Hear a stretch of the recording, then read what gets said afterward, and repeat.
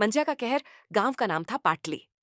चारों ओर जंगल और रात के वक्त सुनसान गलियों में ऐसा सन्नाटा छा जाता कि लगता मानो हर छाया किसी भयानक रहस्य को छिपा रही हो। गांव में एक किस्सा बेहद प्रचलित था। मंजिया नाम की रहस्यमय आत्मा जो रात के वक्त लोगों को खींचकर जंगल में ले जाती थी। कहते हैं कि जो मंजिया के शिकंजे में आया वह कभी वापस नहीं लौटा।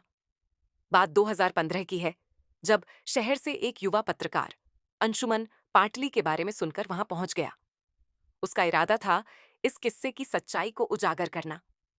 उसने गांव वालों से मंजिया के बारे में जानने की कोशिश की। हर कोई उसे समझाने लगा कि रात के वक्त जंगल के पास भी मत जाना, पर अंशुमन ने उनकी बातों को अंधविश्वास मानकर नजरअंदाज कर दिया।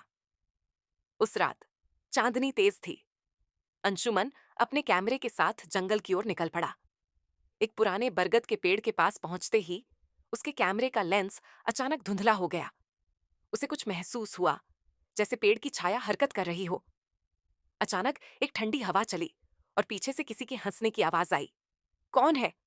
अंशुमन ने घबराकर पूछा। तभी पेड़ के पीछे से एक आकृति प्रकट हुई।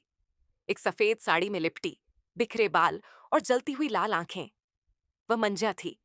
उसकी नजरें अंशुमन पर ठिठकीं और उसने धीरे धीरे कदम बढ़ाना शुरू किया। अंशुमन ने भागने की कोशिश की, लेकिन उसके पैर जैसे जमीन से चिपक गए थे। तुमने मेरी नींद में खलल डाली, मंजिया की आवाज गूंजी, जो मानो कई आत्माओं की एक साथ चीख थी। सुबह गांव वालों को जंगल के पास अंशुमन का कैमरा मिला। कैमरे में केवल एक तस्वीर थी, मंजिया की भयावह आकृति। अंशुमन का शरीर कभी नहीं मिला। उस घटना के बाद पाटली का गांव पूरी तरह से खाली हो गया।